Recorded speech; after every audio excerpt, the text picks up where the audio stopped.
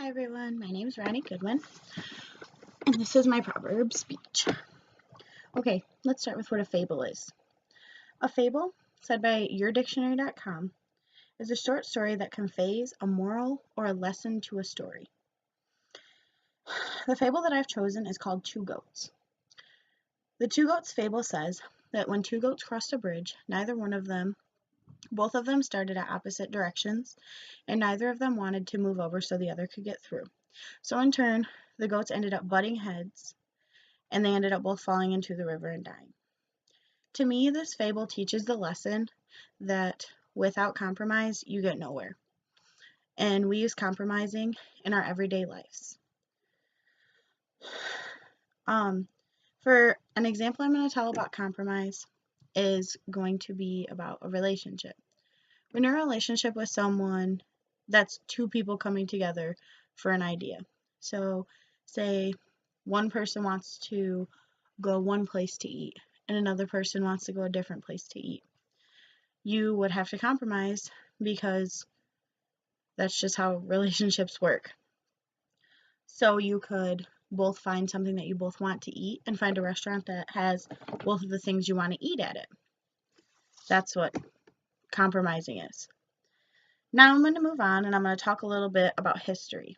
In history, in our country, we've done a lot of compromising. One of my favorite ways to talk about compromising is the Missouri Compromise.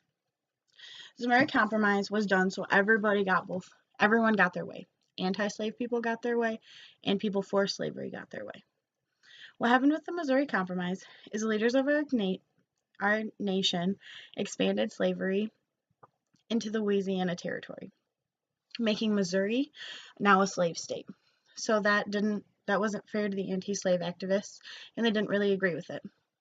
So what they did in turn was the anti-slave activists fought for another free state.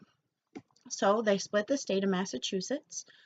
They cut a little part off of it and made it into what is now Maine and another free state. So everybody won. And now Daily Kos says, not compromising and making another state wouldn't have held our nation together, which I find to be very, very true. Because without that compromise, who knows what would have happened? Who knows what would have been started? Because nobody would compromise. Now, I'm going to talk a little bit about compromising at work.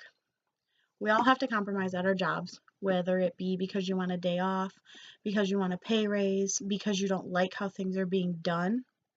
I'm going to tell you a little story about a girl named Katie.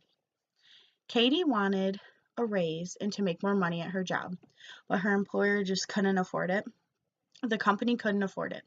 So what her boss did, her boss brought her in, and her boss sat her down and said, what if I give you more responsibilities and more things to do in the company, more say in the company? Well, Katie thought that it would be a fair trade because, like her boss told her, giving you more responsibility, giving you more of a say in the company is going to give us a reason to why you deserve a raise later. So that's what Katie did. It was hard for her to compromise, but she did it. Now, I have a quote for you by Miss Eleanor Roosevelt.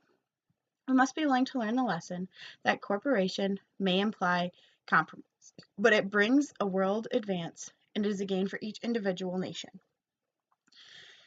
And I think that it's really important to compromise every day in life, because without compromise in our lives, we would end up as the two goats did in the river, both dead.